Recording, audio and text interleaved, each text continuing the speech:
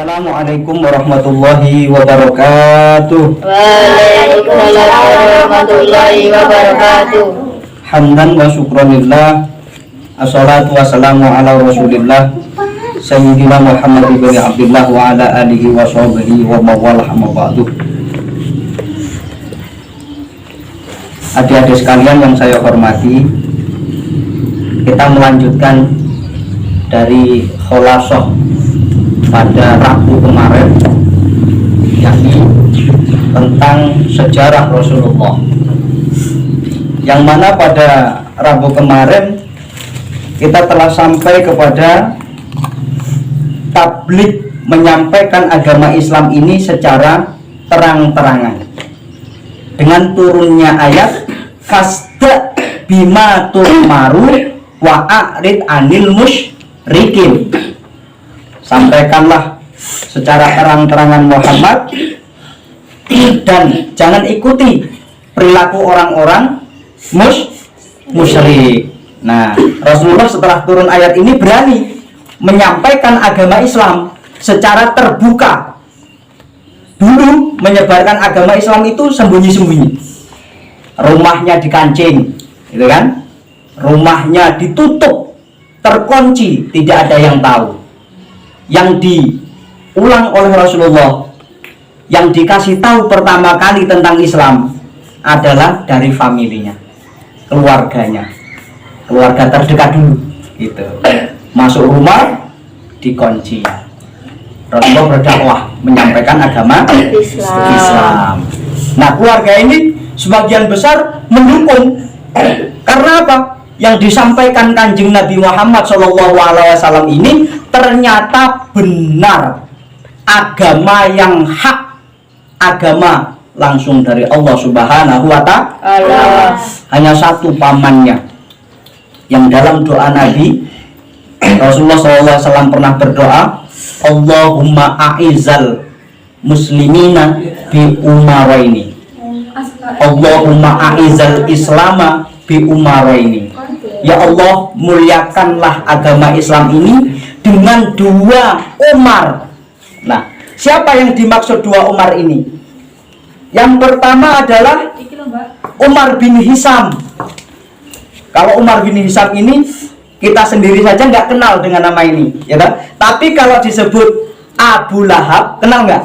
Kenal. Karena ada dalam Al-Quran satu surah namanya surah Al-Lahab. Nah, ini pamannya Kanjeng Nabi yang menentang keras tentang perjuangan Nabi Muhammad dalam menyebarkan agama Islam dulu di kota Mekah. Sampai-sampai berani membayar orang untuk menangkap Rasulullah, hidup atau mati. Nah, itu kalau bisa menangkap Kanjeng Nabi akan dikasih hadiah 100 ekor unta. Bayangkan, 100 ekor unta itu luar biasa banyaknya kalau dinominalkan uangnya itu. Kalau sekarang itu sudah dapat mobil Fortuner mungkin, bukan hanya satu, tapi bisa 2, bisa 3 mobil. Nah, orang-orang pada saat itu karena ekonomi sulit, semuanya mau menangkap Muhammad. Ditangkap mati, ya dapat hadiah. Ditangkap hidup juga dapat hadiah. Ya, ini yang dimaksud Umar bin Hisam. Nah, akhirnya ini tidak tercapai doa Kanjeng Nabi ini karena pamannya sendiri ini sangat benci terhadap penyebaran agama Islam. Lantas yang kedua, Umar yang kedua ini siapa? Ternyata Umar bin Khattab. Cerdas Mas Agus ya. Umar bin Khattab. Umar bin Khattab ini preman, orangnya tinggi besar. Kalau ada orang baca Al-Quran saja, wah, tabui dong nah gitu. Mau pergi ke masjid sudah dihajar. Ini perilakunya Umar bin Khattab sebelum masuk Islam. Ternyata doanya Nabi Muhammad ini didengar oleh Allah.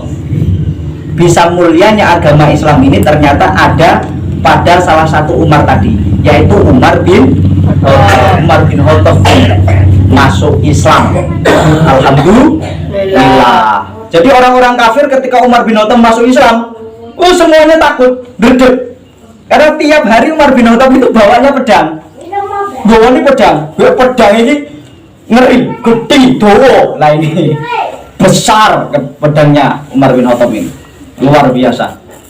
Saking gagahnya Umar bin Khattab. Musuhnya kalau di kota Mekah itu cuma satu, Umar bin Khattab ini, pamannya Rasulullah sendiri. Siapa? Hamzah. Sayyidina Hamzah. Hamzah ini juga preman. Makanya yang bisa menangani, yang bisa menghadapi Umar bin Khattab hanya Sayyidina Hamzah. Kita masuk pada malam hari ini, yakni tentang dakwahnya Kanjeng Nabi lagi, yang pada saat itu ditentang mentah-mentah langsung oleh orang-orang kafir. Jadi ketika Kanjeng Nabi berdakwah, orang kafir ini enggak mendatangi Kanjeng Nabi langsung.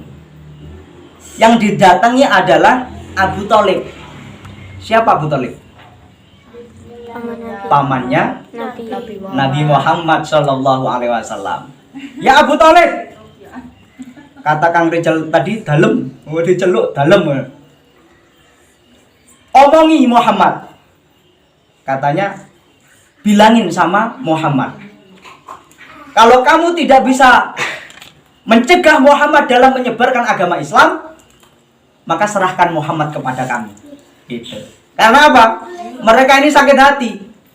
Dakwahnya Kanjeng Nabi itu sudah berani secara terang-terangan mengatakan sesembahan orang-orang pada saat itu di kota Mekah itu keliru, itu salah, itu sesat.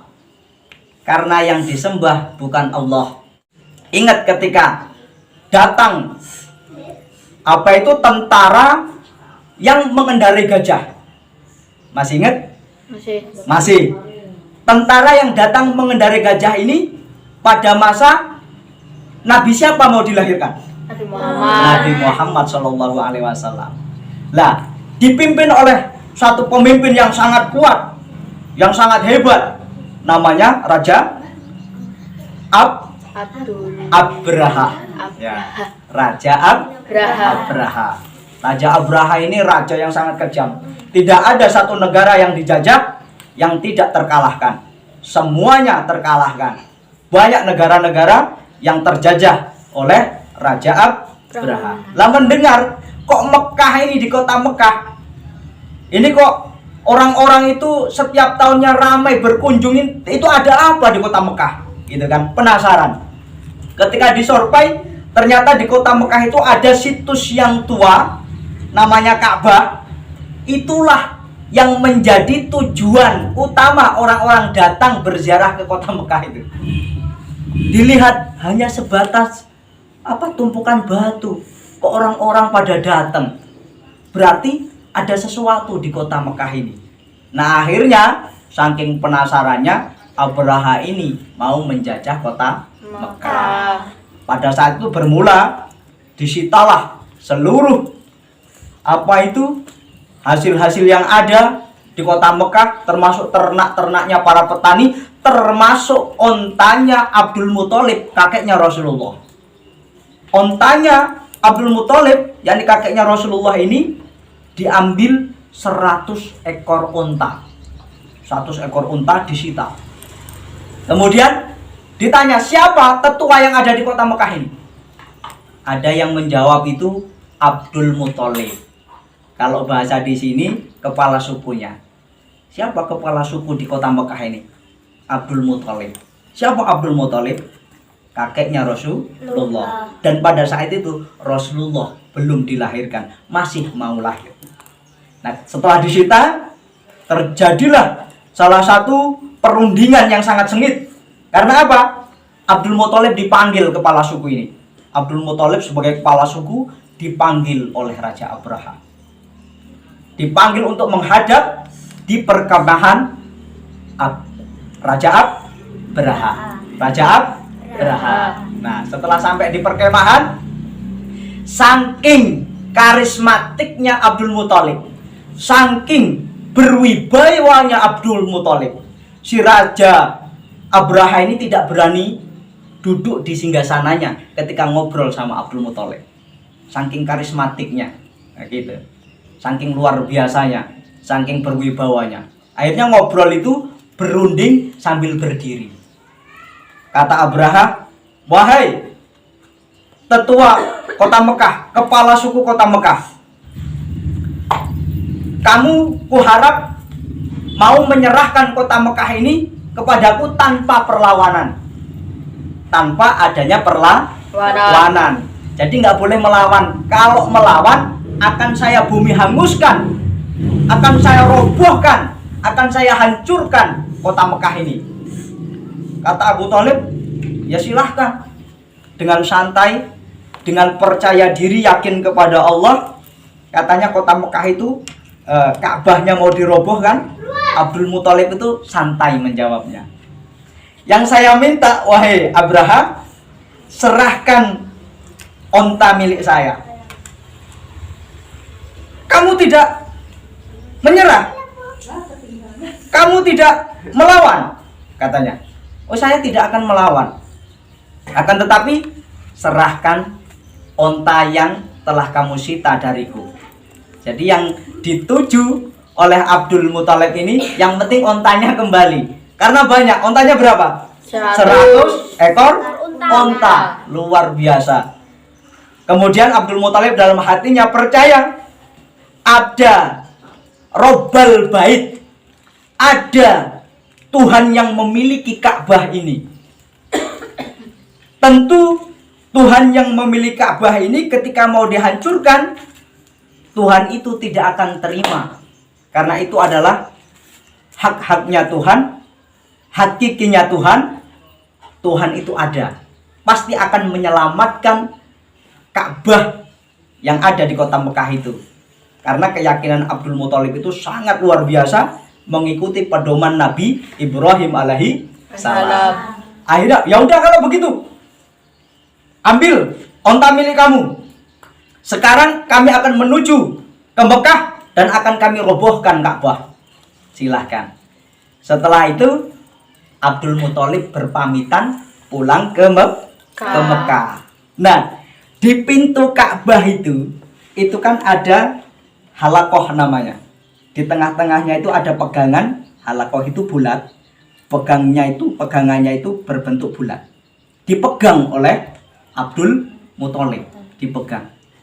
Kalau bahasa kita, ya Allah yang memiliki Baitullah ini, Engkau pasti akan memberikan pertolongan karena Engkau yang memiliki Ka'bah ini. Setelah itu apa yang dilakukan oleh Abdul Muthalib? Abdul Muthalib langsung pergi ke tempat yang tinggi untuk menyaksikan keadilan Allah terhadap Abraha beserta bala tentaranya yang hebat, yang kuat, luar biasa itu. Menyaksikan dari atas gunung apa yang akan terjadi.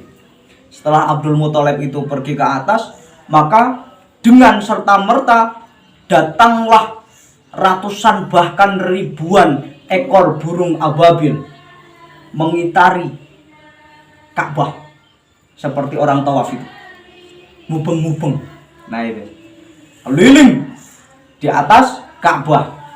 Semua orang takjub melihat itu. Subhanallah, ini akan terjadi apa? Raja Abraha dan tentaranya belum sampai di pintu perbatasan Mekah, si tunggangannya itu atau kendaraan yang dinaikinya itu adalah gajah-gajah yang hebat tadi, itu tidak mau masuk, melangkahkan kakinya masuk ke kota Mekah, memasuki areal Ka'bah itu tidak mau. Langsung diam, nggak berani beranjak gajah-gajah ini tadi. Akhirnya oleh tentara ini dipaksa, karena tentaranya banyak, ditariklah gajah ini agar mau berjalan lagi. Intinya mau merobohkan Ka'bah. Tidak mau berjalan. Akhirnya si gajah ini meronta-ronta. Yang naik di atasnya berjatuhan. Nah, di dalam kepanikan semacam itu, onta, kendaraan bergajah yang dinaiki itu tadi oleh tentara-tentara Abraha dan kuda-kudanya pun tidak mau beranjak dari tempatnya, justru malah mau membalikkan arah karena tidak mau masuk ke kota haram atau kota Mekah. Kota haram itu kota yang sangat dimuliakan oleh Allah Subhanahu wa taala. Di dalam kemandikan itu datanglah ribuan ekor burung dari atas langit. Gitu kan? Sambil membawa batu dari neraka. Nah, masih ingat surahnya? Surah apa?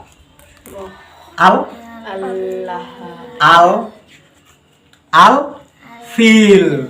Coba dibaca. Bismillah dulu. Bismillahirrahmanirrahim. Alam taro kaifa fa'ala rabbuka bi ashabil fil. Alam yaj'al qaidahum fi tadrib wa arsala alaihim tayran ababil tarmihim bihijaratin min sijil wa ja'alahum ka'asfim ma'kul. Batu-batu yang dibawa oleh burung-burung ini kemudian dilemparkan ke seluruh tentara Abraha, dan tanpa tersisa seluruh pasukan Abraha mati laksana daun yang dimakan ulat. Kamu lihat daun kalau dimakan ulat habis nggak? Habis tanpa tersisa. Itulah yang terjadi pada tentara-tentara Abraha. Ada keterangan yang lain, Abraha ini selamat. Ada keterangan yang lain bahwa Abraha ini selamat, tapi akhirnya juga mati. Selamat dari situ, tapi pada akhirnya tetap mati. Karena keadilan Allah datang. Abdul Muthalib itu yakin, sangat yakin, yang memiliki Ka'bah ini pasti tidak terima kalau Ka'bah ini mau diratakan dengan tanah. Nah, terbukti pada saat Rasulullah SAW mau dilahirkan itu. Nah, setelah Rasulullah beranjak dewasa, kemudian diangkat menjadi nabi dan rasul, menyebarkan agama Islam ini ternyata tidak mudah. Tantangannya bukan hanya harta benda saja yang diperjuangkan untuk menyebarkan agama, tapi yang lebih dahsyat lagi adalah taruhannya adalah nyawa. Rasulullah SAW selalu diintai oleh orang-orang kafir Quraisy, mau dibunuh, mau ditangkap, bisa ditangkap hidup atau mati, nanti dapat hadiah. Nah, setelah Rasulullah menyabarkan agama secara terang-terangan ini, orang kafir ini murka, datang kepada Abu Thalib. Abu Thalib ini siapa? Pamannya Rasulullah. Hei Abu Thalib, kata orang-orang kafir itu, wahai Abu Thalib, ada 3 pilihan yang dapat kamu pilih. Karena kemarin saya sudah bilang kamu untuk memberikan nasihat kepada Muhammad agar tidak menyebarkan agama Islam, tapi nyatanya Muhammad tetap menyebarkan agama Islam. Sekarang ada 3 pilihan. 1, nasihati Muhammad, atau 2, serahkan Muhammad kepada kami, atau yang ketiga, kita perang sampai mati. Ngeri apa enggak? Ngeri. Nyebarnya agama taruhannya nyawa, ya kan? Menyebarkan agama taruhannya nyawa. Seandainya kita bayangkan ini pada tahun ini, saat ini pada kejadian Rasulullah pada zaman jahiliyah, tentu kita belajar agama tidak berani terang-terangan seperti ini, ya kan? Tidak berani, tutup lawang.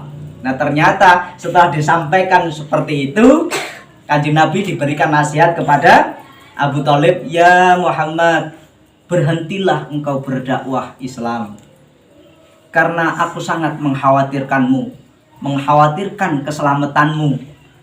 Kamu adalah keponaanku. Itu kan ponaannya Abu Thalib. Apa jawab Rasulullah?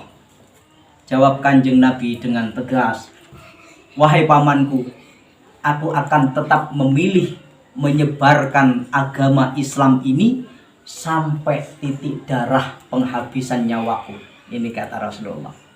mendengar jawaban dari Rasulullah yang begitu menusuk hati, yang begitu mendalam untuk memperjuangkan, membenarkan syariat agama, membenarkan dalam beribadah, membenarkan dalam penyembahan kepada Tuhan. Maka Abu Thalib ini walaupun belum masuk Islam langsung membela dan mendukung terhadap apa yang akan diusahakan Rasulullah dalam menyebarkan agama Islam. Nah inilah kita harus bersyukur. Kita belajar agama di suasana yang damai, yang tidak ada suara dentuman Maryam, ya kan? Tidak ada suara tembak menembak, tapi kita hidup pada zaman yang sudah merdeka, yang aman, yang tidak ada bahaya ketika kita belajar agama. Kita harus bersyukur kepada Allah lewat perjuangan Nabi Muhammad SAW dulu yang diteruskan oleh para sahabat, para tabi'in, kemudian turun kepada para wali-wali Allah dan turun kepada para kiai dan para ustadz yang ada di desa kita masing-masing. Nah itulah tentunya kita harus banyak bersyukur kepada Allah Subhanahu wa Ta'ala. Kita sudah nyaman meniti ilmu, thalabul ilmi. Mudah-mudahan thalabul ilmi yang kita lakukan setiap hari ini mendapatkan ridho dari Allah Subhanahu wa Ta'ala, dan pada akhirnya kita mendapatkan ilmu yang banyak, yang manfaat, barokah, maslahah fid dini wa dunya wal akhirah. Allahumma amin ya rabbal alamin. Itu saja yang dapat saya sampaikan pada malam hari ini. Kurang lebihnya mohon maaf. Saya akhiri. Wassalamualaikum warahmatullahi wabarakatuh. Waalaikumsalam warahmatullahi wabarakatuh.